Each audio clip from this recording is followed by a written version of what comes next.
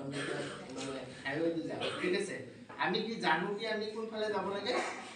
লেফটত যাব লাগে এতিয়া মই যদি লেফটত নালে ৰাইটত যাওঁ কি হ'ব আমাৰ